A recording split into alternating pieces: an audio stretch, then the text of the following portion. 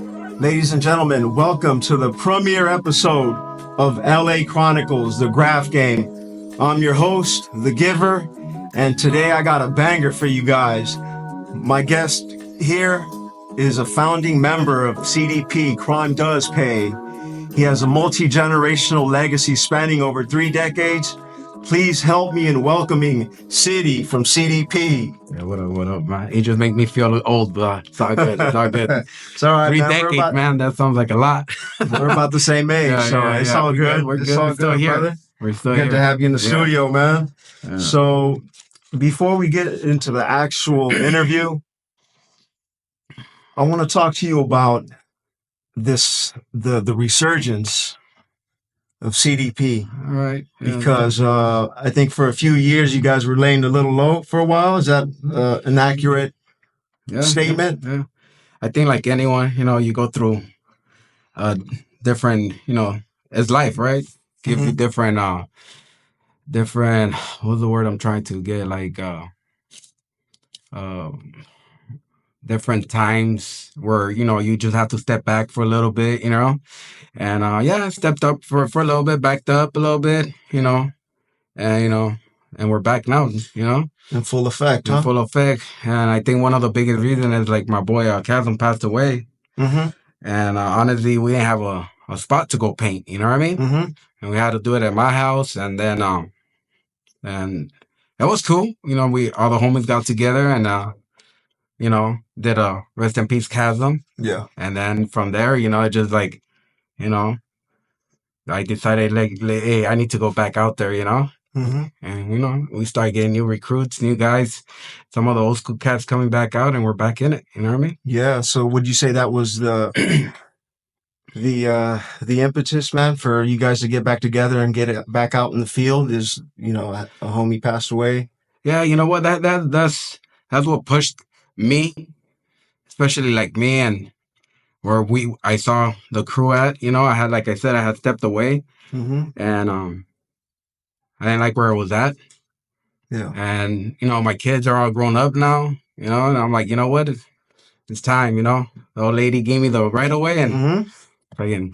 I'm taking it. Yeah. Gave you the green light to go. Yeah. How many heads have you guys gotten in, man, in the last year?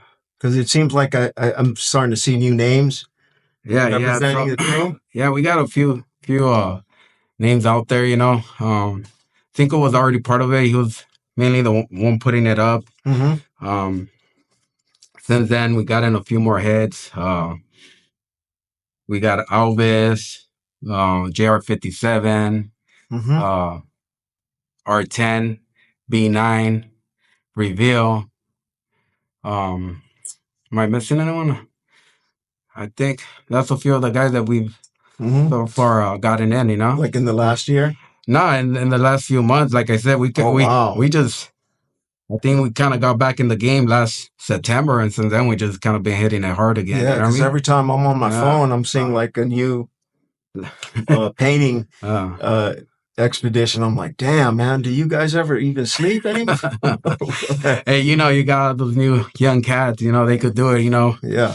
I'm out here still putting in a little bit of work, but more of a mentor, not only more of a coach. Yeah. Trying to get a little bit of everything, like get it, bombing, piecing, tagging, a little bit of everything, Mm-hmm. we want to represent all avenues of graffiti. Yeah. So Okay, that's cool. where we're at, Could you share maybe a memory or a story about just Chasm for people that don't know him and will never get to know him? Just kind of maybe highlighting his character. Oh yeah, Chasm was one of those guys that like kind of never grew up. He stood in the 90s, late 90s, partied out his life. He was a great guy to hang out with. If you needed to go party, that guy you call. You know what I mean? Yeah. That was the guy. He loved graffiti. He was maybe one of the guys still putting it out there. Towards the end. In Vegas, he'll send pictures all the time, and it was cool. Get to see a lot of his stuff. So I know he's up there looking at the stuff that we're doing, and he's proud, man. Yeah. He's happy out there seeing what we're doing, So Yeah, definitely, man. Because he went to high school with us. Yeah. And I got nothing but good memories Good guy to and come. nothing but good things to say about him. Yeah, and so it's unfortunate that he's no longer here with us, and so we're gonna miss him dearly. So rest in peace, Chasm. Just wanted to touch on that really quick.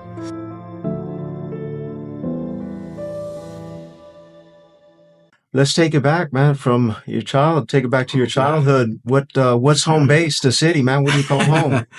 Hey, you know what? Like you said, I've been painting for 3 generations, so I could start since I was like 10, 11 years old, looking at the graph. I didn't know much. Mm-hmm. Sector's the one that got me into this. He's the one that pointed out, old school cats like Chaka, Sleaze, the guys that were up at that time, you know what I mean? Euler, Decline, a lot of these old school guys, Rock, and it's like, he's the one that actually started hitting up my name. At the time I was writing Sash at that time, and he's the one that put me up. He put me up on game. We were more like bus killers than anything else. Yeah. We made 1990 all the way to 94. We destroyed the RTD, which is Metro now, you know what I mean? I'm sorry, you said from what year to what year? 90 to like 94. Okay. Youngster, young cat. That time it was a whole different CDP crew. It was more of a West Side crew, you know what I mean? A completely different crew from what we were at now. Like I said, I was one of the younger cats at that point. So yeah, we put in work, mad work. Where they, the cops at that point were pretty hot, and they finally caught us and raided our pad. Me and Sexter went to jail, juvenile hall for it. You know what I mean? And then I would say that was like the first generation.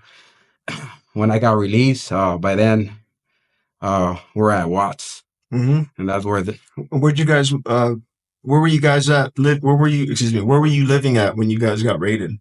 Echo Park. Oh, okay. Echo Park area, West Side.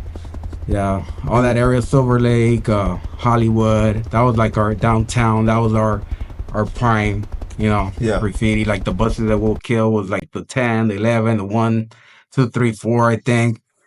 Every bus out there, we had it. You know what I mean? Yeah, we're like maybe the first guy that introduced the sandpaper. You know what I mean? So the instead of doing small scribes, we were taking the entire windows. Yeah. And we got a lot of attention from everybody. Yeah. And that was one of the reasons why we got raided. So, and then at that time, people have to remember that era. There's a lot of tag bangers, a lot of gangsters that didn't like taggers. He put the green eye on us.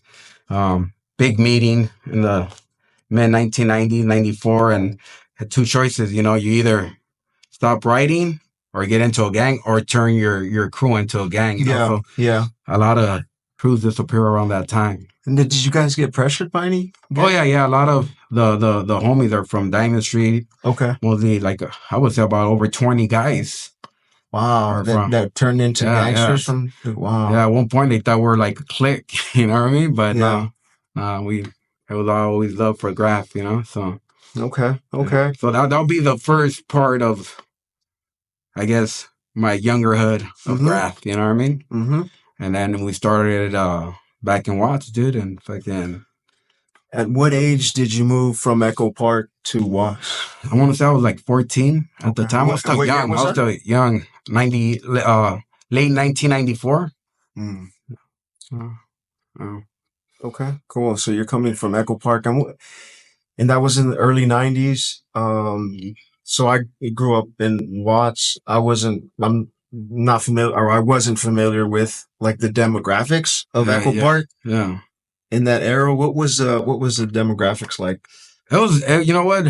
Was it a mix? There's a lot of gangs. Every few blocks there is a different gang. Diamond Street, Echo Park, Temple Street, 18th Street. Every single gang, even like for me to go to my junior high, had to go through different like gang territories to get to my to my school. So we got to a point where the bus wouldn't pick us up no more because we used to tag the buses all the time. So we had to walk. And sometimes we had to go around some of these neighborhoods because there's like 18 cats just hanging out Right. waiting to get robbed or jacked or whatever. So we had to go all around some of these guys all the time. You know what I mean? And I don't know if you guys, I don't know if you remember the era of hanging from the back of the buses. We did all that. That was good times, hang from the back of the bus, and as far as it takes you until they notice you, and then they kick you out, and then you wait for the next bus, and all that. Oh, okay. You're saying hang on the bus to catch a ride? Yeah. I thought you hang on the bus to catch a ride. No. Hit your ride, dog. No. Oh yeah. Okay. No, I've never. Some of the old taggers remember those days. You'll hang from the grill in the back. You're able to put your hand and then on the bumper and hold on. You just ride until they kicked you out or whatever. People start, hey, there's 2 guys or 3 guys hanging from the back. I had one experience. It was actually pretty scary. I took him from Silver Lake, and the guy knew I was hanging from there, and he wasn't stopping. He was taking off. He was going fast. He was hitting all the bumps. And I remember those grills were a little sharp, so it was starting to cut into my hand, and he wouldn't stop, dude. And I was like, dude, I was holding out for my life. You know what I mean? He was just taking off. He didn't care. He was just. Wow, and he definitely knew you were back. Oh yeah, he was messing with us, and finally, I guess he got a red light, and I was able to jump out. You know what I mean? Yeah. But yeah, those are some of the crazy stuff that we had to deal with. You know what I mean? Back in the day. Okay. What was the the demographic? Was it mainly a Hispanic neighborhood? Yeah. Like honestly, it was all Hispanic, a little bit of white, a little bit of Asian. You know what I mean? But the majority of the gangs were all Hispanic gangs. Okay. All right, cool. And then, so you come to watch, man. What are your first impressions, man? Now that you're in a different neighborhood, different, man. You're thinking of Colors, the movie. You know, what the, you start seeing black guys. You go to your school, you're like, damn, there's black people here. You know what I mean? So it feels weird. You still seeing Asians and Mexicans and a little bit of white. And that was like a whole new world to me, you know what I mean? And, how to get, reintroduced to this new environment. Because I do think that the environment that we live around is what makes you sometimes, The environment is much stronger than sociology or yourself, because that environment is what's going to, make you, either it's going to make you or break you, you know what I mean? So, Echo Park, it was more gang related. So, back in the day, I looked more like I was more like a gangster. You would see me, you would think I was a gangster, not a tagger, But that was just my style, And then, as the environment starts changing, you start changing with the environment, Yeah. So, different environment over there, so. Okay. Do you remember talking to Sector Man, and just kind of getting his thoughts on the new neighborhood? Yeah. So he did more time than I did. So he did an entire year. I did 7-8 months. When I got out. The first thing I started doing is we had moved, so I went back to the west side and, hey, what's up with CDP and stuff, trying to figure out what's going on, and they're like, it's done. What you mean? Yeah, I'm like, it ain't done, dude. It ain't done. And well, who said that? One of the guys from the crew at that time, and it's like, yeah, but he got into a neighborhood. It's over, I'm like, man, I just went to jail for this. You know what I mean? Yeah. I'm like, hell no. I have a can, ultra flat black, Krylon. Yeah. I'm gonna go get some tags. And I remember picking up Bass. He was writing a different name then. Yeah. And middle of the daylight, we went tagging on the 101. Didn't care, I was like, I need to get, free sector, start hitting up free sector, everything, Yeah. So I was still writing Sash at the time, and then within that couple of weeks, the undercovers came into my pad and they're like, hey, what's up?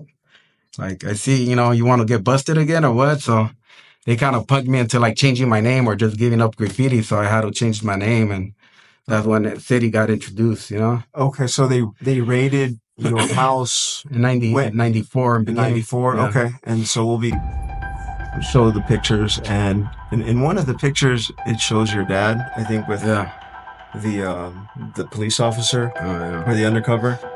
And could you explain, like, so a lot of people will see this, especially the newer generation. Yeah. And they're gonna hear like, what rated? Like, Yeah. only drug dealers and murderers get rated. No. But could you explain, like, what? Like, I've never been rated. Could you explain what that feels like? What that entails? Do they come and like, throw your underwears all over the house and empty your dresser drawers? Like, what's that look like? So it's just like when you see, like, have you ever seen cops and when they're going to get a big drug dealer and they go with the face masks with fucking, AR-15s, whatever, big assault rifles, like fully dressed like SWAT team, dude. Like, I still remember that morning, dude. Like, I hear someone knocking. We lived in a duplex in Echo Park, and they're banging on my neighbor's door. I'm getting ready to go to school, and I'm like, what the hell? Like, what's going on? So, being nosy, open the door, and I'm like, what the hell? And then they're like, get him, dash, and they just grab me and they draw me, and that's all I remember, because they grabbed me, and then Fox 11 is out there, Channel 5, like, they have the entire media out there, and they're taking me in, and they took me, and then like a few minutes later they get my homeboy Sector out, and they raid like our shit, and they from my understanding, my pops told me that they did destroy the house. They went in the basement. They look, they got like a little rifle we had, like, they're trying to get anything, for evidence, So they did tear up the house. Yeah, they did. Oh, okay. They did, Okay. they took all our stuff, whatever little pictures. We hardly never had pictures. That was one good thing, I guess. They just they took anything they could use against us. You know what I mean? So, Did they damage the property at all? not that I'm aware of. Okay. Or I can't recall. It's been such a long time. But yeah, so they wanted to find my pops or my parents $50,000 on damages, on bus damages. That's just buses, what I mean? Okay. Just killing buses, what I mean? So yeah, it was, they're using, they're really hard on graffiti writers, and that's maybe what a lot of these writers don't understand, that they the moment you start getting up, they'll go after you, and I believe Euler got raided. Mm-hmm. GK got raided. A lot of these old school guys, they know how it feels to get raided, you know what I mean? Yeah. A lot of us at that time, we didn't even, really have a lot of pictures. Yeah. Because he would, or someone else will keep them, or whatever, or bad pictures overall. So a lot of our stuff kind of just disappeared, Yeah. It's just whoever remembers that era. Yeah. Well, I know the last person that I know that got raided, I think, was like in 2013. So, I mean, about 10 years. Yeah. And I haven't heard of anyone getting raided, in the last couple of years. Did you have any indication that a raid was coming? Oh, no. At all? They were doing a full, like I said, they were treating us like if we're like some big drug dealers, they're doing full surveillance on us, everything, they had pictures. They actually let us go at one point tagging. I remember we put like, I want to say in December, we put from, our cruise for started in 1991. We put like 1991 to 1993 Happy New Year's, Mm-hmm. and we did a nice, I want to say a CDP. I can't remember if it was a CDP or a sect and sash bomb or whatever on the 101. They had pictures of that. They had pictures of a bunch of our stuff. Like, they did surveillance almost like for 4 months, and they built all that, and then they raided our pad, And so they were just building a case. They built a big case. Wow. Yeah. Wow. So, okay. You guys get raided. They take you, you end up going to jail on the day they raided you and Sector. Yeah. Right? Because I know in the picture, I mean, it looks like your pops is ready to kill somebody. So I think you lucked out that day. Yeah. It was a good thing I went to jail. Yeah. So you end up going to jail that day when you get raided. And how much time did you end up doing? A little bit over 6 months. I want to say maybe 7 months. And then Sector did a good solid year because he was, an older cat than me. I was still young. I think I just turned 14. So you went to jail at 14? Yeah. Damn. And you mentioned that there was a restitution of like somewhere in the 50 grand. vicinity of Yeah, 50 50,000? grand of damages. And whatever happened, I'm sure your parents didn't pay that, right? Yeah, of course, come Yeah. from a poor family. Yeah, they Right. couldn't uh pay for it. But yeah, like when we came out, we had to still do like community service, all that Yeah. probation, all that stuff. You know what I mean? So Did they ever try to collect in any way? not that I'm aware of. No, Not they that didn't I'm try to aware. come back Yeah, after yeah, you. Okay, no, okay. So it just basically yeah. swept it under the rug, city, and then just moved Yeah, on. or Okay. went to the collections. I don't know what happened to that. Yeah, Yeah. yeah. Okay, okay. Cool, So cool. Damn. All right. Um, what even started? How did you even get started in graffiti? Was there a certain person? Did you see like graffiti near your school on the streets? Like where'd you develop the it love for was just graffiti? Sector, man. It was Sector. He was sixth grade. Still in elementary school. Hmm. And he would hit me up. And then I remember finally I went to junior high. And I'm on the bus and they're talking about us. Like at that time you wouldn't say, hey, I'm so and so. You'll stay quiet. And they're like talking about Sash and Sec. How we're like killing it and stuff like that. And I was like, damn, that felt kind of good. You know what I mean? Hmm. And I think that just kind of developed over time, Yeah. just that I think I done more graffiti, if anything more is for the adrenaline that I feel, like the chase, all that, Yeah. almost like a sport, Yeah. but yeah, that's a lot of us. I think that was a way to, that was our adrenaline. A lot of guys do it by, jumping from airplanes or, snowboarding, all this other stuff. We don't have the money or that, so I think the graph just, hanging from bridges or Yeah. like being next to a freeway where, where your life is in danger. I think that adrenaline feels so good, and that's Hmm. what you look for all the time, and I Yeah. think that just pushes you to keep going, Yeah. so. Yeah. So you get rated, going back to that, did you change your name immediately after? No, no, no. I tried keeping it, and like I said, the guys pretty much came to me and told me like, hey, bro, like we don't want to like bust you again or whatever, So Yeah. like you keep doing it, we're going to take you back in, and you're going for a longer time this time. You know what I mean? So I was like, I still love graffiti. I love graffiti more than my actual name at the time. So I Yeah. was like, fuck, I don't care. I'll change it. Yeah. It don't mean shit to me. You know what I mean? It doesn't mean, it's just a name. I want to still feel that adrenaline. I still want to feel Yeah. that, that I get from Graff, Hmm. and just decided to change my name. You know what I mean? Yeah. All right. And did you, when you were in jail, did you, did it ever cross your mind to just throw in the towel and do something else? I think at that time I was still pretty young.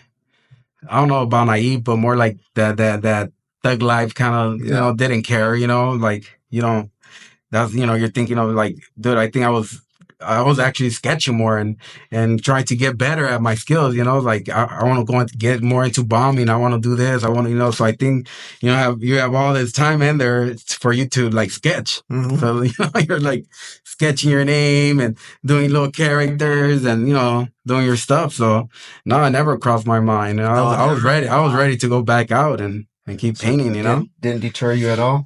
Nope. All right. When did you come up with the name City, and how'd you come up with it? You know what? Dude, we used to look through dictionaries or whatever, and I just remember I went through a couple of names like Focus and a couple of, and I didn't like it, and Yeah. somehow, some way, I saw City, and it just like, like anything else, you do your research. Does anyone have this name? No one had it. I'm like, I started like tagging in. Like I kind of like it, you know what I mean? Yeah. And when Sector got out, because I always looked up to Sector, I'm like, hey, what's up, Sector had a thing where he wanted us always to have the same letter. The Yeah. old school guys, a lot of us had the same letter like that. You did like a bubble letter, Hmm. S, and then you would just do like, he'll do like Sect and Sash. But now he wouldn't be able to that. So I was like, hey, is it cool? Like if I change my name because of this, that? He's like, Yeah. yeah, cool, whatever. You know what I mean? Do what you have to do. You know what I mean? So And so Sector, he kept his name. yeah, yeah, yeah. Yeah. He didn't change his name. He just changed the spelling on it. Yeah. Okay. And Did they ever come back to fuck You know with them what? after? After that, I don't. Once we moved to Watts, it kind of started settling down. You know, I don't know. They went for, we already got them guys. Let's go for someone else. You know what I Yeah. mean? Okay. So yeah, he kept it. He kept it. But we didn't really. We still did a lot of damage during that time. Yeah. On buses, but I think we started pushing out more into like bombing and doing other type of graff, So I think they kind of, I don't know if they gave us a break or like, or we, or just went, like I said, for someone else, Yeah. So. Okay. Did you run when you were looking for names? Did you run it or just run it by sector to see what you thought of the name? Yeah. Every time I would hit him up, it's like, and then, he was a much better writer, bomber overall, everything, and I'll be like, hey, like, show me some styles, you know what I mean? Yeah. So he'll be like, boom, hit me, I was like, oh, hey, that looks dope, So yeah, definitely, he's been like my mentor, you know what I mean? Yeah. Since a young kid. So yeah, My next question is, have you ever been from any other crews, or has it just been CDP your whole career? No, actually, yeah, I just been from CDP all my life, all the almost 30 plus years in graffiti. I had other opportunities to get to other crews, but honestly, the type of person I am, honestly, is like I just want to put so much work, my name and the crew that I honestly don't. It's very difficult for me to promote another crew, you know what I mean? Yeah. It's just so much. I don't want to get, where it's like, hey, you're not hitting up the crew, you're not putting in work, it's like I already have so much, I think that's what it is. I have so much time and effort put onto CDP that I just don't have enough time for other crews, you know what I mean? Okay. And that's the reason why it's hard to run a crew, you know what I mean? And it's not just me running it, it's everybody else helping me run the crew, but, it takes time, you're getting different phone calls, this and that. So I can imagine if you're from 3-4 other crews and you're getting, hey, what's up with this? What's up with that? Hey, why aren't you coming over here? So it's a lot of work, you know what I mean? And honestly, like it's just I love my crew, dude. I started since I was a little kid. Honestly, I was a damn kid, and I'm a grown man. And it's my baby. It's my love, and of course, it's like, I've been there since day one.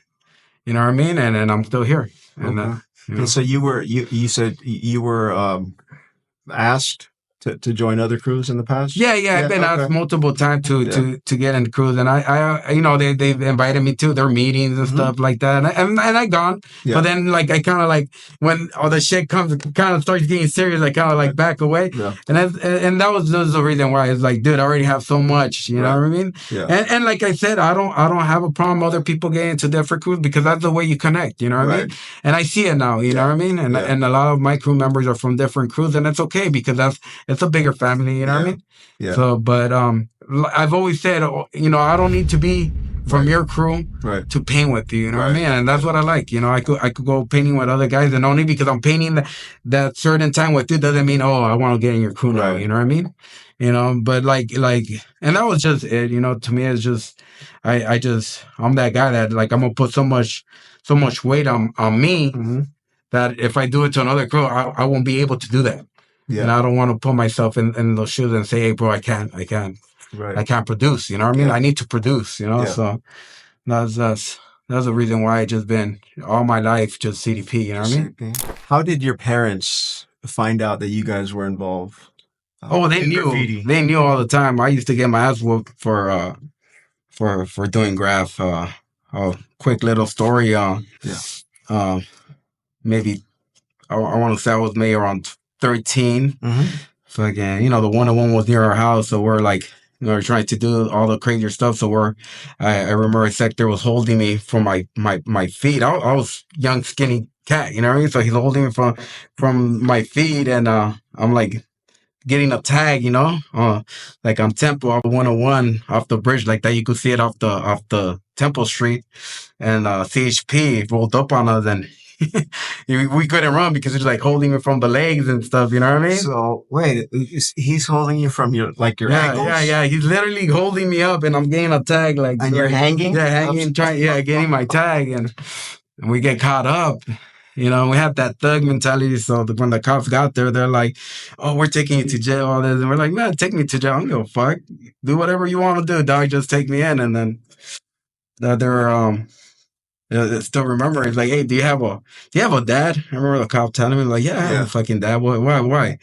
Like, you know what? Fuck that. We're taking you to your fucking house. I was like, no. Don't take me to my house. Take me to jail. Whatever you fucking do, don't fucking take me to my house. And they're like, no, we're fucking taking you to your house. So I remember they took us to my house. We had sneaked out. So it's like 1 in the morning, dude. So they take us to our pad and they wake up my pops, man. And I remember my dad, he was fucking pissed.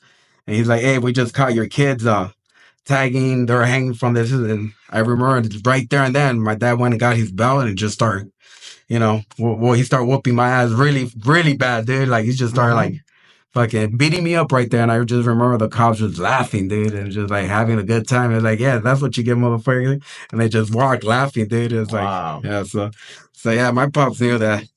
And was that the first time you guys got caught?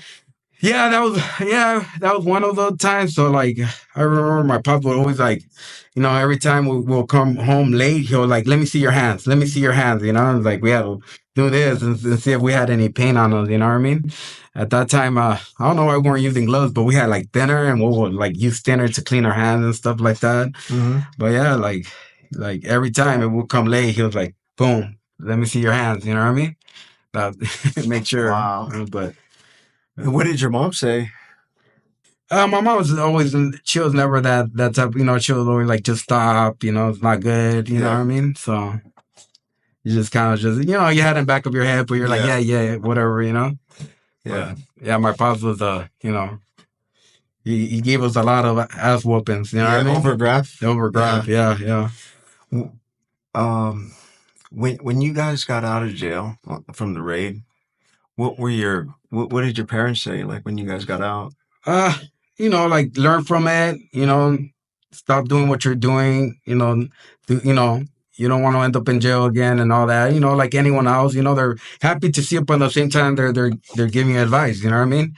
To stop doing what you're doing, Mm-hmm. So, but you're a hard-headed kid at that time. You think you're all grown up, you know what you're doing. So you're like, yeah, whatever, you know what I mean? And so.